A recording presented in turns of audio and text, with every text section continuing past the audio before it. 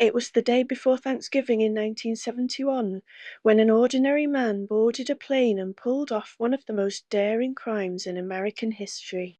He had no accomplices, no elaborate plan, and nothing but a briefcase, a black tie, and a calm smile.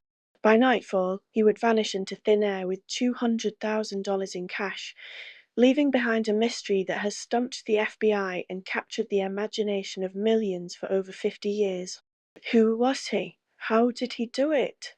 And most importantly, where did he go? This is the story of D.B. Cooper, the man who outsmarted everyone and disappeared without a trace. On November 24, 1971, an ordinary man with an extraordinary plane stepped onto Northwest Orient Airlines Flight 305 in Portland, Oregon. He gave his name as Dan Cooper, though history would soon know him by a different moniker, D.B. Cooper. Wearing a dark business suit, a white shirt, and a black tie, he looked like any other mid-40s professional heading home for the holidays. But what followed would etch his name into the annals of American criminal legend. Cooper paid cash for his one-way ticket to Seattle, Washington, a mere $20. He carried a briefcase and sat quietly in seat 18C Flight 305 was a routine 30-minute trip, but Cooper had no intention of making it a simple commute.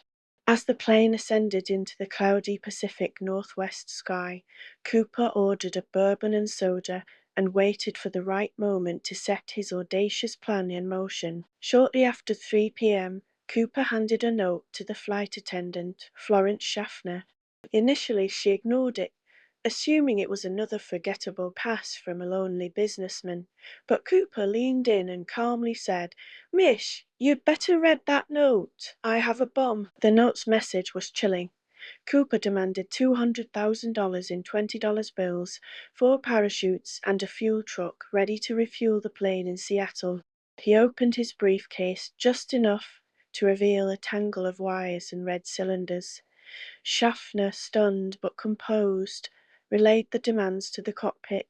Captain William Scott immediately informed air traffic control, and the FBI was alerted. For the next 30 minutes, Cooper sat quietly, chain-smoking and sipping his bourbon. The plane circled Seattle-Tacoma Airport as authorities scrambled to gather the ransom and parachutes. Upon landing, Cooper's demands were met. The 36 passengers were released in exchange for the cash and parachutes, but Cooper kept the flight crew on board. With the cabin lights dimmed and the window shades drawn, Cooper ordered the pilots to take off again, setting a course for Mexico City. He provided precise instructions. The plane was to fly no higher than 10,000 feet and no faster than 200 m, conditions ideal for a parachute jump. At 8:13 p.m., as the plane flew through the stormy skies somewhere over the dense forests of southwest Washington, Cooper made his move.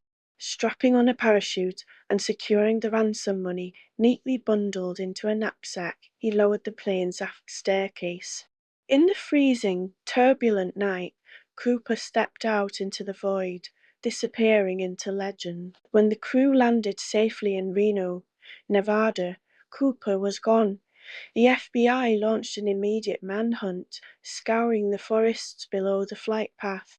But no sign of Cooper was found, no parachute, no briefcase, and no body. The FBI dubbed the case NORJAC, Northwest Hijacking, and launched one of the most extensive investigations in its history. Agents interviewed hundreds of potential witnesses and suspects, even dusting the plane for fingerprints. Despite their efforts, Cooper's identity and fate remained elusive. In the years that followed, the FBI narrowed its suspect list to just a few dozen individuals. One name that stood out was Richard Floyd McCoy, a former Green Beret who executed a nearly identical skyjacking just 5 months after Cooper's. However, McCoy was ultimately ruled out.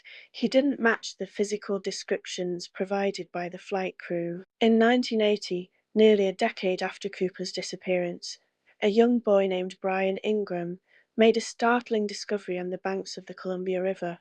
He found a rotting bundle of $20 bills amounting to $5,800.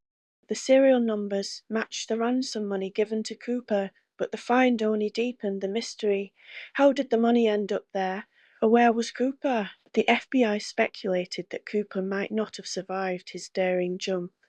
The parachute he used was non-steerable, and he leapt into a dense, heavily wooded area on a stormy night.